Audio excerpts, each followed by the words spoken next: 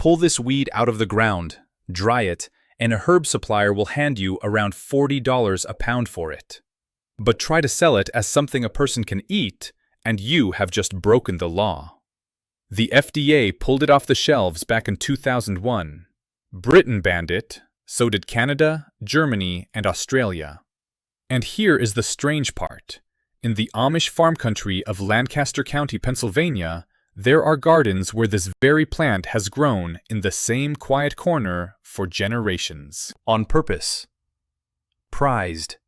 Protected. By the end of this video, you will know exactly what this plant is, why one ordinary weed can replace nearly every bottle of fertilizer on the garden store shelf, and the 5 ways the old farming families put it to work for free. I will walk you through every one, and I am saving the strangest trick for the very end. It is something they do with their potatoes that sounds completely backward, but the people who try it once are genuinely stunned by what they dig up in the fall. Stay with me for that. So let me be straight with you right at the top, because there is a lot of nonsense online about this plant. It does 2 real things. The first one you can put to work in your own garden this week, and it costs you nothing. The second is the reason it is worth $40 a pound, and the reason the government finally yanked it. Most videos only ever tell you the first thing. You are going to understand both. The plant is called comfrey, and here is the first thing it does. Comfrey sends one thick root straight down, past 6 feet, into the deep subsoil your tomatoes and carrots will never reach. Down there, it finds minerals that have been washing down and collecting for years. It hauls them up. It packs them into its big leaves, and all a gardener has to do is cut those leaves and lay them on the ground. That is free tomato food. The most expensive thing in any bottle on the shelf, pulled up out of dirt nobody else can touch. But that is only half of what makes this plant so odd. The other half is a story that starts with a failed batch of postage stamp glue, runs through the palace of a Russian empress, and ends with a warning label from the government. And it is a good one. To understand how a common weed ended up worth more than the bottle it replaces, we have to go back to the 1870s. There was a Quaker smallholder in the English county of Essex named Henry Doubleday. Now, Doubleday was not chasing a miracle plant. He was chasing glue. He made his living from gum arabic, the sticky stuff tapped from acacia trees, and his supply kept failing on him. So he went looking for something he could grow at home that would do the same job. In an old farming journal, he read about a Russian plant with thick, slippery, gluey roots. He thought it might just make the perfect glue for the back of a postage stamp. To get hold of it, he wrote a letter to the head gardener at the Royal Palace in St. Petersburg. And here is a detail you could not make up. Catherine the Great had decreed years before that the palace gardeners must always be English or Scottish. So the man who opened Doubleday's letter could actually read it. He mailed back a handful of seedlings. What Doubleday did not know was that those seedlings were an accident.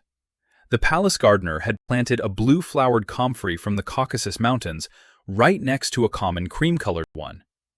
The two had crossed in the flower bed. The seeds were hybrids. And like a lot of hybrids, they grew with a wild, runaway vigor that neither parent had on its own. Now, here is the part that still does not quite make sense. The stamp glue never worked. Doubleday chased the wrong thing entirely. But in failing, he had stumbled onto one of the most productive plants a small farm could ever grow. And instead of cashing in, he spent the next 30 years of his life giving it away. He had lived through hungry years, and he believed this plant could help feed poor families. There's a story in his family that he was offered a fellowship of the Royal Society for bringing it to England, and he turned it down. Not out of pride, he simply could not spare the 6 guineas you had to pay to join. That tells you the kind of man he was. And here is something most people have never heard. By family tradition, Doubleday's own people had sailed to Pennsylvania with William Penn, generations before, the same Penn whose colony became home to the Amish and the Quakers of Lancaster County.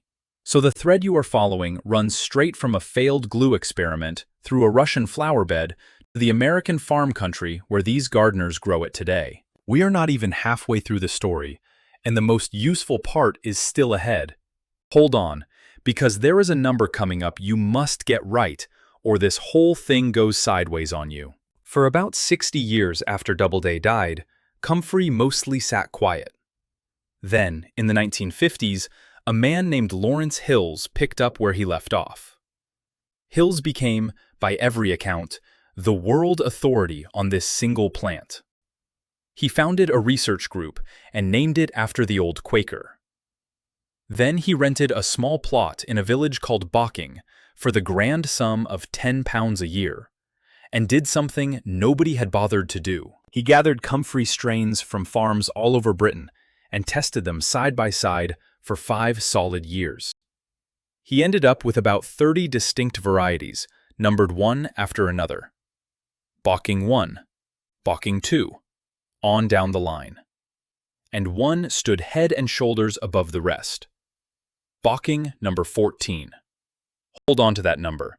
It is the single most important thing to get right when you grow this plant, and I will tell you exactly why in a moment. First, you deserve to understand why comfrey works at all.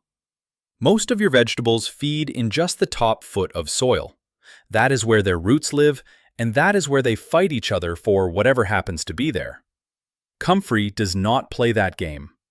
That thick taproot drives down past 6 feet into subsoil ordinary roots cannot touch, where potassium, calcium, and magnesium have been collecting for years. The comfrey pulls them up, packs them into its leaves, and grows so fast you can cut it to the ground 3 or 4 times in a single summer. Now, you will hear comfrey called a dynamic accumulator, and I want to be honest with you. Some of the wilder claims do not hold up. When you actually test the leaf, the overall numbers are not magic. But one number is genuinely remarkable, and it is the one that matters for a vegetable garden. Comfrey leaf, cut when the plant is in flower, runs about 5% potassium. That is more potassium than farmyard manure. By some measures, 2 to 3 times more. Potassium is the exact nutrient that tells a tomato, a pepper, or a potato to stop making leaves and start setting heavy, ripe fruit. Most bagged fertilizers lean hard on nitrogen. That is fine for big, bushy green plants, but pour too much on your tomatoes and you get a tall, leafy thing with almost nothing to pick.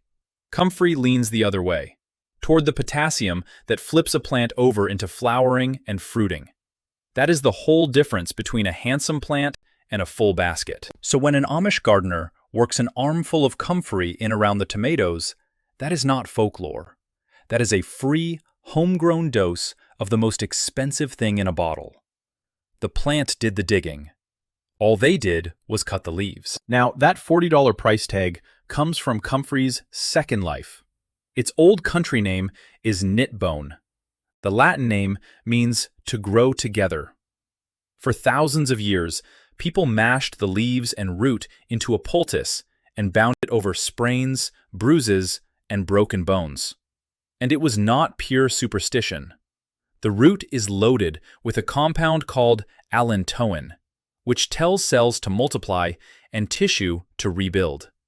To this day, Germany's official herbal authority approves comfrey creams for bruises and sprains. But here is the part that surprised even me.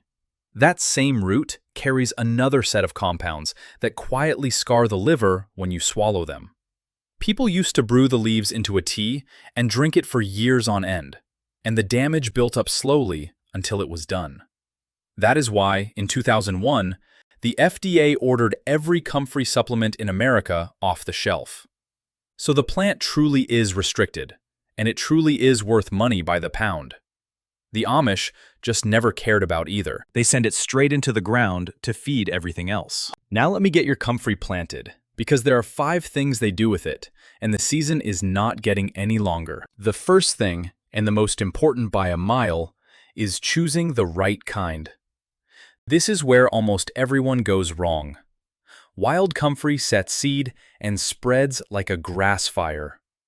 Plant that, and in 3 years you will be fighting it across your whole yard. So do not plant from seed. Remember Bocking 14, the variety Hills pulled out of those 5 years of trials. It is a hybrid, and like a mule, it is sterile. It cannot make seed. It sits exactly where you put it, and never marches across the lawn. It also tested highest of all 30 strains for potassium. You buy it as root cuttings or crowns, not seed, for a few dollars apiece. 2 or 3 plants is plenty. Tuck them in a corner, out of the way, and give them a full season to settle before you cut hard. One word of caution while the plant is young. Never put any part of it in your mouth. It earns its keep in the soil, not on the plate. The second thing is comfrey tea. And I mean a liquid feed, not anything you would drink. You cut a good armful of leaves, wearing gloves, because those big leaves are covered in bristly hairs that will itch your hands. You stuff them in a bucket with a lid, weigh them down with a brick, and let them rot. In 3 or 4 weeks, they collapse into a thick, dark juice. Now, I have to warn you, this stuff smells horrendous. Eye-wateringly bad.